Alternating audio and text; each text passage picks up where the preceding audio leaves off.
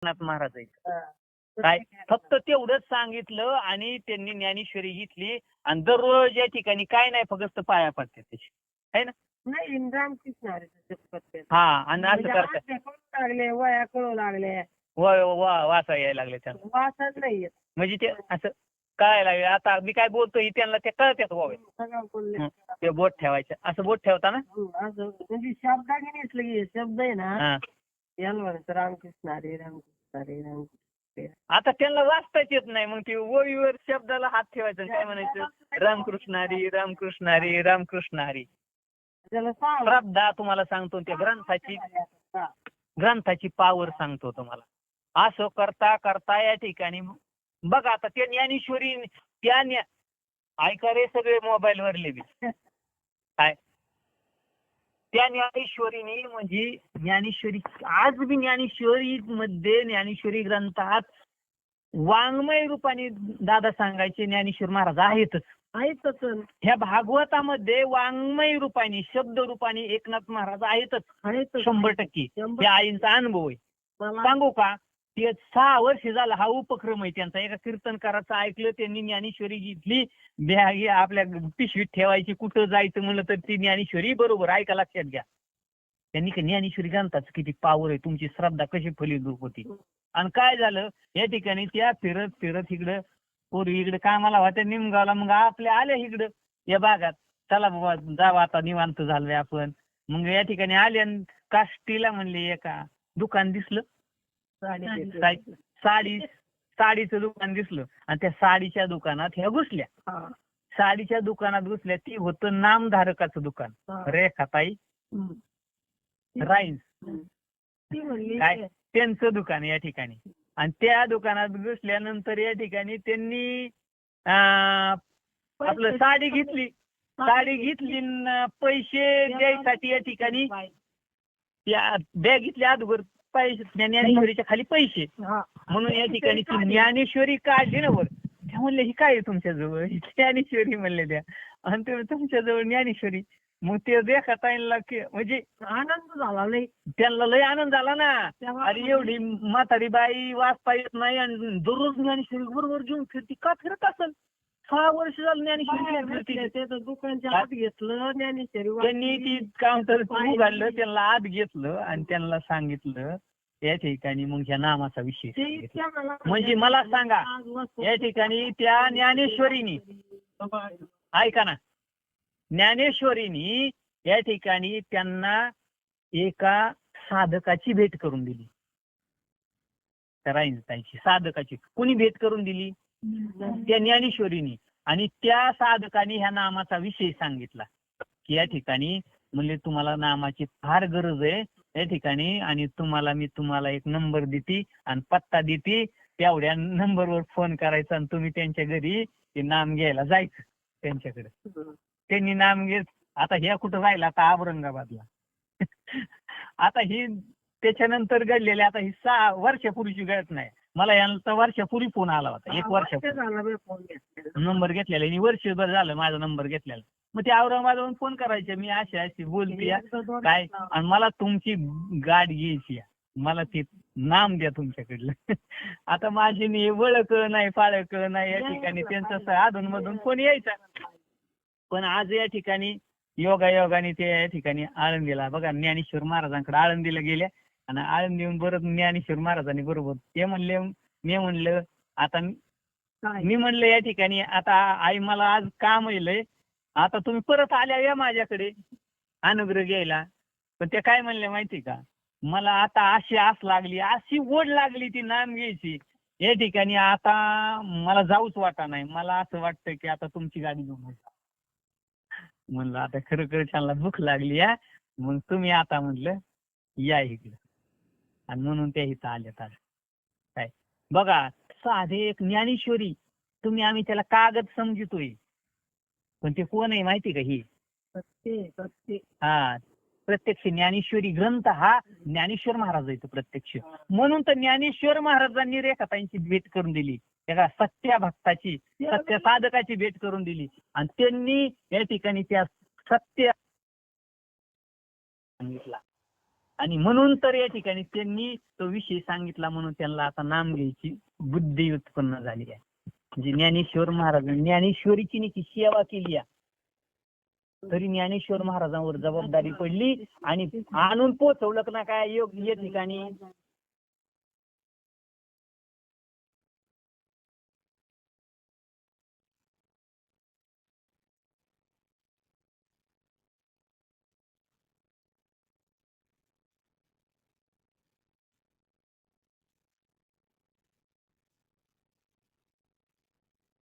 ज्या व्यक्तीशी आपण बोलत आहात त्याने आपला कॉल होल्ड वर ठेवला आहे. कृपया लाइन पर रहा. आप जिस व्यक्ति से बात कर रहे हैं उसने आपकी कॉल को होल्ड पर रखा है. कृपया लाइन पर बने रहें. The person you are हा ग्रंथ नाही, हा कोण आहे? देव आहे, देव. हा त्याचा अनुभव आहे बरं का. म्हणून आणि आपण या ठिकाणी देवावरती या ठिकाणी काय ठेवतो माहिती का, असे ग्रंथ ठेवतो. आपल्याला ग्रंथाची किंमत कळत नाही, म्हणून या ठिकाणी आपण ग्रंथ खाली ठेवतो आणि त्याच्या व्यासपीठ ठेवतो. आता ज्ञानेश्वर महाराजांच्या डोक्यावर तुम्ही व्यासपीठ नाही का ठेवलं? भागवत ग्रंथ घेतला, एकनाथ महाराजांच्या भगवान श्रीकृष्णाच्या डोक्यावरती तुम्ही वह्या नाही का ठेवल्या? तुम्ही या ठिकाणी तुकाराम महाराजांचा गाथा पाहताय, त्याच्यावर तुम्ही पेपर नाही का ठेवला त्यांच्या डोक्यावर? ती प्रत्यक्ष कोण आहे? ग्रंथ म्हणजे कोण आहे? जे संत या ठिकाणी ग्रंथ आहेत ना, ज्या संतांचे ते वाङ्मय रूपाने ते संतच ते ग्रंथामध्ये खरंय. म्हणजे ते आजीचं उदाहरण त्यासाठी मी सांगितलं. या ठिकाणी हे बघा बरोबर या ठिकाणी ती कसं तिथं मी ज्या संतावरती आपण विश्वास ठेवतो ना, अरे ग्रंथावरती विश्वास ठेवला तर सत्य मार्गापाशी पूर्ण एकदम एकदम परफेक्ट मार्गापाशी आणून पोहोचवलं. ग्रंथावर विश्वास ठेव. एखाद्या जिवंत महात्म्यावर विश्वास ठेवल्यावर पोचीन का नाही ते पुढे. पण आमचा विश्वास पुरा राहत नाही. पुरा विश्वास आहे का? पुरा विश्वास आहे का? डळमळीत विश्वास असतो. विश्वास तो करी स्वामीवरी सत्ता, सकळ भोगिता होय त्याचा. काय विश्वास पाहिजे मात्र या ठिकाणी. म्हणून या ठिकाणी ह्या पूजेचं म्हणजे पूजेचं महत्व सांगितलं आपल्याला. या ठिकाणी सांगायचं काय चाललंय, भगवान श्रीकृष्ण सांगतात पूजेचं महत्व सांगत आहेत, पण पूजेचं महत्व आपल्याला कळत नाही.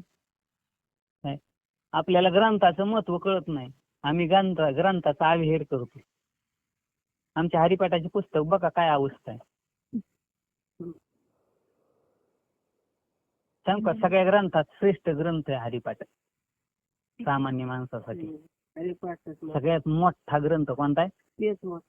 आणि त्याची काय अवस्था आहे बघा. आपलं बघा. आता मी काय नाही बघणार कोणाची, पण आपले ग्रंथ बघा. आपला हरिपाठ बघा कसा आहे.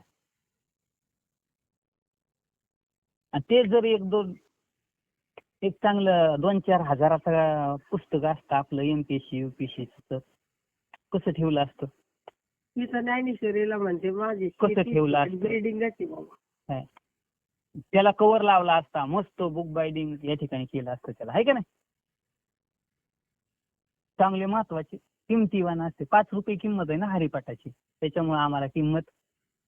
त्याच्यामध्ये जे शब्द लिहिलेले आहेत ते किती अनमोल किमतीचे आहेत माहिती? अनमोल किमतीचे आहेत. काकड्याच्या पुस्तकाची बघा काय अवस्था झाली. काय माझी अशीच खराब झाली.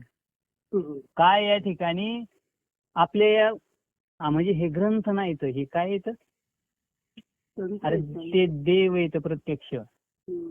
हा हा विश्वास या ठिकाणी आम्ही जो टाळ घेतो तो टाळ पण देव आहे. आणि आम्ही देवाला या ठिकाणी आता या ठिकाणी देव आला, तुम्ही ठेवता का? असा खाली ठेवता का? देव पूजेत खाली ठेवता का देव? आम्ही टाळ ठेवतो. कीर्तन झाल्यावर हरिपाठ झाल्यावर टाळ कुठं ठेवतो आम्ही? काम झालं की दिलं फेकून कुणीकडे. नाही आठवण ठेवायचं ना तिथे खेळायला गेला तिला. पकवाज वाजवायचा आहे ना, मग पकवाज हा देव आहे. ज्याला शिकायचंय कोण पकवाज शिकतो माहिती का? माझा शब्द लक्षात ठेवा. पकवाज कोण शिकणार आहे? पकवाजाला जो देव समजील, जो गुरु समजील पकवाजाला, ते या ठिकाणी तो ती लाकूड नका समजू, ते कातडा नका समजू. ते काय आहे? म्हणून पकवाज वाजवायला घेतला की पहिला अगोदर डोकं ठेवून पाया पडायचे अंतकरणापासून, आणि मगच त्याच्यावर थाप मारायची. ही चांगले वाजवणारे ही गोष्ट पाळत असतात, लक्षात घ्या. पिटी वाजवणारा पिटी वाजवायला त्यांनी या ठिकाणी मस्त बोलतात.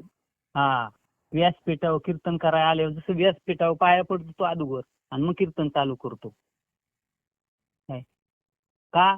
कारण त्याला त्याच्यामध्ये देव नाही का आपला? आपल्याला तर सांगितलं सगळ्या वस्तूमध्ये आहे ना, ऐकतो ना आपण दररोज, सर्वभूती पाहे. मग सगळ्या वस्तूमध्ये कोण आहे? देव आहे. मग आम्हाला या ठिकाणी केव्हा समजायचं? आम्ही साधं विनाच्या पण पाया पडत. लक्षात ठेवा, कधीही कुठून आलं आपण, कधीही कुठून आलं या ठिकाणी आपल्याला टाळ घ्यायचा आहे. तर या ठिकाणी टाळ घ्यायचा आणि महाराजांच्या पाया पडायचा अगोदर कीर्तन करायचा, तर टाळ घ्यायचा अधिकार असतो. चाल म्हणाय पुढे आला ना, त्यांनी पाया पडायचं असतं. चाल झाल्यावर मगच जायचं असतं. विनय करायच्या पाया पडायचं असतं. हरिपाठ चालू आहे आणि आपण आलोय मागून, रुबाबदारपणा दौलत दौलत मागून आलोय सगळ्याच्या शेवटी, आणि घेतला टाळ केला राहिला तसाच उभा. असं नसतं. काय करावं लागतं? आपण आलोय खाली जरी आपल्याला बसायचंय तरी पाया पडायचं आणि बसायचं खाली. म्हणजे हे या ठिकाणी ही आता ह्या वस्तूंची पूजा म्हणजे देवाचीच पूजा आहे. त्या प्रत्येक वस्तूमध्ये देव आहे का नाही? मग त्या वस्तूची पूजा म्हणजे देवाचीच पूजा. ती वस्तू, तो देव त्या वस्तूतला केव्हा आपल्यावरती कृपा करतो माहिती का? त्याच्याकडे ब्रह्म भावनेने पाहिलं तर. पकवाज वाजवताना अगोदर डोकं ठेवायचं, परत ठेवताना पण वाज बंद करायचं आम्हाला डोकं ठेवूनच या ठिकाणी बाजूला व्हायचं. लक्षात ठेवा कधी बी. त्याला नम्रता म्हणतात. याला ही पूजाच आहे, ही देवाचीच पूजा आहे. ही प्रत्येकामध्ये आपल्याकडे असा नम्र भाव या ठिकाणी यायला पाहिजे. नाही तर पकवाज वाजवून तो पकवाज वाजवायला शिकून अर्धांड होता तर हा लाकडासारखे ताठ होता नाही, ताठ होतात. किती पकवाजवाले पाहिलेत आम्ही, असे लाकडासारखे ताट झालेत, वाकतच नाही काय. म्हणून या ठिकाणी भगवंत, अरे उद्धवा, माझ्या भक्तांचा पूजेचा उल्हास पाहताच तेथे मी सुद्धा मुग्ध होतो. तेथे इतरांची काय कथा, माझ्या भक्तांनी केलेल्या माझ्या पूजेचा असा महिमा आहे. पूजेचा महिमा भगवंतांनी सांगितला आहे. पूर्वीजांनी माझी पूजा सोडून माझ्या भक्तांचे प्रेमाने पूजन केले. त्यांनी माझीच माझ्या परिवारासह पूजा केली असे मी समजतो. आता बघा, आता तर त्याची पुढची तेच सांगतात. एखादा या ठिकाणी म्हणजे पूजा करतोय, काय पूजा करतोय, आणि या ठिकाणी एखादा असं कोणतरी ज्ञानी माणूस या ठिकाणी एखादा महात्मा आलाय. म्हणजे कुठे गेले तुमचे महाराज? घरातले काय सांगतात? आमच्या महाराजांची देवपूजा चालली आहे, अर्धा तास बसा इथंच बाहेर, अर्धा तास इथं बसा. पण खरा जो ज्ञानी असला ना, तो त्यांनी या ठिकाणी काय करावं माहिती का? लिहून घ्या. देव सारावे परते, संत पूजावे आरते. म्हणजे देवपूजा करीत असला, देव पाठीमागे सारायचे आणि कोणाची पूजा करायची? तो आलेला अतिथी. या ठिकाणी कोणी जो या ठिकाणी नामधारक असेल, माळकरी असेल, त्याची पूजा करायची. अलग लक्षात. म्हणजे पूर्वी ज्यांनी माझी पूजा सोडून माझ्या भक्तांचे प्रेमाने पूजन केलं, पूर्वी ज्यांनी माझी पूजा सोडून दिली त्यांनी, पण कोणाची पूजा केली? माझ्या भक्ताची. माझा जो भक्त आहे त्याची पूजा केली. त्यांनी माझी पूजा माझ्या पूजासह माझ्या परिवारासह पूजा केली असे मी समजतो. म्हणजे देवाची पूजा केली तर फक्त देवाचीच घडती, पण देवाच्या भक्ताची म्हणजे संतांची पूजा केली ना, संत महात्म्याची जर सेवा केली ना, एखाद्या सद्गुरूची जर सेवा केली ना, ती या ठिकाणी देवाच्या सर्व परिवाराची, लक्ष्मीची, सगळ्या त्याच्या परिवाराची सेवा केली तर फळ भेटतं. त्याच्या भक्ताची पूजा केली आणि देवाची पूजा केली तर देवाचीच पूजेचं फल भेटतं गोष्ट. पण या ठिकाणी जर देवाच्या भक्ताची म्हणजे संतांची जर सेवा केली, संतांची पूजा केली तर या ठिकाणी सगळ्या त्या देवाच्या परिवाराची देव म्हणतात, कृष्ण म्हणतात माझ्या सर्व परिवाराची पूजा केल्याचं फल भेटतं. पूर्वी ज्यांनी माझी पूजा सोडून माझ्या भक्तांचे प्रेमाने पूजन केले त्यांनी माझीच माझ्या परिवारासह पूजा केली असे मी समजतो. प्रतिमा या माझ्या निर्जीव मूर्ती आहेत, पण भक्त तर माझ्या सजीव मूर्ती आहेत. तेव्हा माझ्या भक्तांची पूजा केली तर मी स्वतः संतुष्ट होतो. हा, प्रतिमा या माझ्या निर्जीव मूर्ती आहेत. प्रतिमा कशा आहेत म्हणजे फोटो, मूर्ती कशा आहेत निर्जीव आहेत, पण भक्त तर माझ्या सजीव मूर्ती आहेत. काय सजीव मूर्ती आहेत, तेव्हा माझ्या भक्तांची पूजा केली तर मी स्वतः संतुष्ट होतो. म्हणून ती दगडण दोंडण या ठिकाणी पूजित बसण्यापेक्षा या ठिकाणी माझ्या भक्ताची जर पूजा केली तर या ठिकाणी काय होतं, मी खूप लवकर प्रसन्न होतो. माझ्या पूजेपेक्षा माझ्या भक्तांच्या पूजेने लवकर प्रसन्न होतो. जसा माझा भाव व माझी भक्ती तसाच भाव सर्व प्राणी मात्रात ठेवावा. प्राण्यांचे व पदार्थांचे आकार भिन्न भिन्न असतात, पण त्यातील आत्मस्थिती एकरूप असते. जसा भाव व माझी भक्ती तसाच, जसा माझा भाव व माझी भक्ती तसाच भाव सर्व प्राणी मात्रात ठेवावा. सर्व प्राणी मात्रामध्ये मदभावाने नमस्कार करावा. म्हणजे सर्व प्राणी मात्रात काय पावावा, देव पाये सर्वाभूती एक वासुदेव. प्राण्यांचे व पदार्थांचे आकार भिन्न भिन्न असतात, पण त्यातील आत्मस्थिती एकरूप असते. प्राण्यांचे व पदार्थाचे, हे प्राणी येतं आणि पदार्थ येतं. मी सांगितलं टाळ, पकवाज, विना, हिद्रम, हे काय येतं, त्याचे आकार वेगळे वेगळे येतं, पण त्याच्यामध्ये असणारी आत्मस्थिती एकच आहे. आणि तो आत्मा म्हणजेच कोण आहे, देव आहे. जसा माझा भाव व माझी भक्ती तसाच भाव सर्व प्राणी मात्रात ठेवावा. प्राण्यांचे व पदार्थांचे आकार भिन्न भिन्न असतात, पण त्यातील आत्मस्थिती एकरूप असते. स्त्रीच्या मस्तकावरील केस काढून मुंडन केले म्हणजे तिला अशुभ समजतात, पण वास्तविक तिचा आत्मा काही अशुभ नसतो. तो मूळ स्वरूपात निश्चल असतो. स्त्रीच्या या ठिकाणी काय ऑपरेशन डोक्याचं वगैरे करायचं, ते एखाद्या महिलाची काय करावं, चिंती करावं लागते, केस काढून टाकावं लागतात. स्त्रीच्या मस्तकावरती केस काढून मुंडन केले म्हणजे तिला अशुभ समजतात, पण तिला काय समजतात. आता किती स्त्री अशुभ आहेत माहिती का तुम्हाला, बपकट करणाऱ्या सगळ्या आहेत, बपकट करणारे. बपकट आहे ना माहित तुम्हाला, बपकट माहित नाही, तुम्ही तर तो केलेला आहे आता.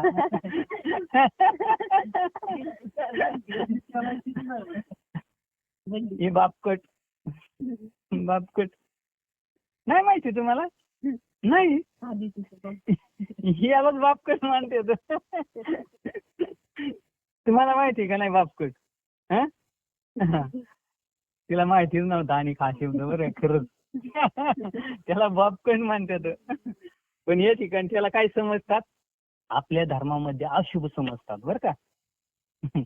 काय समजतात त्या बापकटला, जेवढ्यांनी बापकेट केले त्या सगळ्या पुरी कशा आहेत मग. आता मोठे मोठे बाय बापकट करतात काय, म्हणजे असं समजतात. पण असो, पण वास्तविक तिचा आत्मा अशुभ नसतो. पण आत्मा अशुभ आहे का, तिचा देह अशुभ मानतात, तिला अशुभ म्हणतात, पण आत्मा अशुभ आहे का, नाही. तो मूळ स्वरूपात निश्चळच असतो, मूळ स्वरूपात त्याच्यात काही बदल नसतो. किंवा अग्नींचे निखारे लांबट चौकणी किंवा वाटोळे असले तरी अग्नी एकच असतो. तशीच सर्व वेगवेगळी भूते मद्रूपच आहेत. म्हणजे अग्नीचे निखारे म्हणजे कोळशे, चुलीचे कोळशे नसतात निखारे म्हणतात. काय लांबट असतात, काही लांबके असतात, काही गोल असतात, काही चौकोनी असतात, काही वाटोळे असतात, तरी अग्नी एकच असतो. तशी सर्व वेगवेगळी भूतिमत रूप असतात. पण त्याच्यात अग्नी वाटोळ्यात अग्नी एकच, लांब काळात सारखाच, गोल मध्ये सारखाच. तसं सर्वांमध्ये भगवंत सांगतात या ठिकाणी सर्व भूतांमध्ये सर्व जीवामध्ये मी सारखाच आहे. जसं अग्नी ते प्रत्येक कोळशामध्ये, कोळसा कसला बी असू द्या, पण ते आता अग्नी जसं सारखाच आहे तसं मी सर्वांमध्ये सारखाच आहे. भिंतीवरील चित्रात अनेक आकृती दिसतात, पण भिंत एकच असते. त्याप्रमाणे मी एकच परमात्मा सर्व भूतांमध्ये आहे हे निश्चित जाण. हा, भिंतीवर चित्र काढले. भिंतीवर चित्र ना, शाळेच्या भिंतीवर चित्र नसतात. मग शाळेत पोरं पाळताना असतात, कुत्र्याचं असतं, गाढवाचं असतं, संत महात्म्यांचे असतात, समाजसेवकांचे असतात, है का नाही, असतात ना भिंतीवर चित्र शाळेमध्ये. मग आता ते भिंतीवर चित्र अनेक आहेत, पण भिंत एकच. तसं ही प्राणी सगळे अनेक दिसतात, पण त्याच्यामध्ये असणारा मी आत्मतत्वानी एकच कृष्ण आहे त्या सर्वांमध्ये. भिंतीवरील चित्रात अनेक आकृती दिसतात, पण भिंत एकच असते. म्हणून अहंकार टाकून द्वैत भाव सोडून जो सर्व भूतात मलाच पाहतो तो मला फारच आवडतो. तीच माझी उत्तम पूजा होय. हा, म्हणून उत्तम पूजा, सगळ्यात श्रेष्ठ पूजा कोणती? सगळ्यात श्रेष्ठ. म्हणून अहंकार टाकून, आपला अहंकार टाकून द्यायचा, द्वैत भाव सोडून. द्वैत, मी वेगळा आणि देव वेगळा, मी वेगळा आणि हे वेगळे, हा द्वैत भाव सोडून सर्व भूतात मलाच पाहतो तो मला फारच आवडतो. तो भक्त सर्व भूतामध्ये कृष्णाला पाहतो ना, तो भक्त मला लय आवडतो. कृष्ण सांग, तीच माझी उत्तम पूजा. सगळ्यात उत्तम पूजा म्हणजे सर्वभूती पाहे. जो माझी अशी पूजा करतो तो तर मला फारच आवडतो. मी स्वतः त्याच्या घरी काम करतो, त्याचा माझ्यावर हक्क चालतो. उद्धवा, तो जी काही हालचाल करतो ते माझे भजन होय. एकनाथ महाराज म्हणतात, हेच आता श्रीकृष्ण उद्धवाला पुढे सांगत आहे. जो माझी अशी पूजा करतो ना, म्हणजे सर्वभूती पाहे वासुदेव म्हणत जा पुढचं लगेच. जो माझी अशी पूजा करतो तो तर मला फारच आवडतो. जो मला सगळ्या जीवांमध्ये मलाच पाहतो ना, सगळ्यामध्ये कोणाचे गुणदोष पाहत नाही, देवच पाहतो ना सगळ्यामध्ये, तो मला सगळ्यात. मी स्वतः त्याच्या घरी काम करतो. कृष्ण सांगतात, मग अशा भक्ताच्या घरी मी काय करतो? काम करतो. एकनाथ महाराजांना दिसत होते सगळ्यामध्ये, म्हणून तर 36 वर्षे काम केलं पैठणला. त्यांचा माझ्यावर हा हक्क चालतो, आणि अशा भक्ताचा सर्वभूती पाहणाऱ्यांचा माझ्यावर काय चालतो? हक्क चालतो. उद्धवा, तो जी काही हालचाल करतो ते माझे भजन होत. आणि ते जी काय हालचाल करतोय ना, त्याने असं हातवारे केलं तर ती माझं काय होतं? ते टाळ्या वाजविल्या तरच भजन होतं असं नाही. त्यांनी काय बी करू दे, काय होतं माझं ते. हे उद्धवा, शरीराने होणारे जे व्यवहार त्याच्याद्वाराही माझी भक्ती होते. माझ्या भक्तीचा प्रकारच अभिनव आहे, तो किती सांगावा. हा, हे उद्धवा, शरीराने होणारे जे व्यवहार त्याच्या द्वारा ही माझी भक्ती होते. त्याचे शरीराने होणारे जे व्यवहार आहेत ना, चालणं, फिरणं, बोलणं, उठणं, बसणं, ही त्याची काय होते? भक्ती होते. जर तो सगळ्यात देव पाहत असेल तर माझ्या भक्तीचा प्रकारच अभिनव, तो किती सांगावा. त्या भक्तीचा काय प्रकार या ठिकाणी सांगावा, तो खरा भक्त आहे. बाजारात बसून लौकिक गोष्टी सांगत असताही त्यात माझे गुणसंकीर्तन होते आणि वाणी माझेच गुण गाते. हा, बाजारात बसून लौकिक गोष्टी सांगत असताही त्यात माझेच गुणकीर्तन होते. बाजारात बसलाय तो आणि लौकिक गोष्टी सांगतोय, तरी त्या भक्ताच्याकडून पण सर्वांमध्ये काय पाहतोय? देव पाहतोय. त्या भक्ताचं काय होतं? ते कीर्तनच होतं. त्यांनी बाकीच्या बी काही बी गप्पा मारू दे, आणि माझी वाणी माझेच गुण गाते. त्याची वाणी माझेच गुण गाते. कुठं बाजारात बसला काय म्हणले, या ठिकाणी काल शेंगा काढायला या ठिकाणी बरेच बाया आल्या, पण बंडीने सगळ्यांना एवढंच करून टाकलं. म्हणजे काय झालं होतं? त्या वाणीला इकडलं भागवतातलं, हरिपाठातलं वळण पडलंय ना शिबिरातलं, त्याच्यामुळं काल जरा बुच्च वाटत असून तिकडे सगळे वेगळेच प्राणी बघायला भेटले असते तिकडे सगळे ना. म्हणले बदीने सगळे येडच करून टाकले सगळ्यांना ते या ठिकाणी बाजारात बसून लौकिक गोष्टी सांगत असता त्यात माझे गुण करत. आता शेंगा काढता काढता तिचं कीर्तन घडत होतं. काय वाणी माझेच गुण गाते.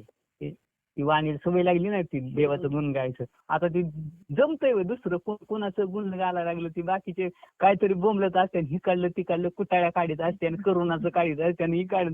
आता ती जे जात असेल ती डोक्यावरून बरोबर आहे ते. हा वाचा. माझा भक्त जे जे धर्माचरण करतो ते ते मलाच अर्पण होते. माझ्या वाचून इतर काही करणे तो अणुमात्रही जाणत नाही. काय माझा भक्त जे जे धर्माचरण करतो जे जे करतो ना आचरण ते ते मलाच अर्पण होते. काही करू दे सर्व कृष्णार्पण. काही करू द्या सर्व कृष्णार्पण. का? कारण तो सर्वांमध्ये काय पाहता असतो फक्त अंतिम ते जे भक्तीची. माझ्या वाचून इतर काही करणे तो अणुमात्रही जाणत नाही. तो देवाशिवाय दुसरं काही करत नाही. ती सगळी तो ना कोणतं काम करीत असला ना शेतीतलं प्रपंचातलं तरी या ठिकाणी ती कोणाची सेवा करतोय तो देवाचीच सेवा करतोय बघा. सर्व इंद्रियांच्या कर्मामध्ये सुद्धा तो माझी भक्ती करतो. माझे नाव व माझी कीर्ती या वाचून आपल्या वाणीला रिकामे राहू देणे त्याला ठाऊकच नाही. काय सर्व इंद्रियाच्या कर्मामध्ये सुद्धा तो माझी भक्ती करतो. सर्व इंद्रियांच्या कर्मामध्ये इंद्रियांनी जे कर्म करतो ती माझीच भक्ती करतो. माझे नाव व माझी कीर्ती या वाचून आपल्या वाणीला रिकामी राहू देत नाही. काही शास्त्र निवाडी काय रिकामा अर्ध घडी त्याच्या पूर्वार्ध काय सर्व सुख गोडी. हा म्हणजे त्याच्या वाणीला तो माझेच नाव व माझी कीर्ती वाचून आपल्या वाणीला रिकामी राहू दे. माझंच नामाबद्दल सांगत राहणार. काय म्हणजे माझीच कीर्ती वर्णन करत देवाचीच कीर्ती वर्णन करत राहणार. आपल्या वाणीला रिकामी राहू देत नाही. त्याला ठाऊकच नाही. त्याला ठाऊकच नाही रिकामं राहून द्यायचं. ती सारखा काय करत असतो देवाचंच गुणगान गातो. आपण कोणाचं गुणगान गातो बरं? आपण आपल्या पोराचं गाईन सुनाचं गाईल नाताचं गाईन नातीचं गाईन पाहुण्या रावळ्यांचं गाईन नातेवाईकाचं गुणगान गातो आपण. हे का नाही संसारी माणसं. पण असा भक्त कुणाचं गुणगान गातो सारखं? देवाचं माझ्या संतांचं साधू संतांचं गुणगान गात असतो खरा भक्त.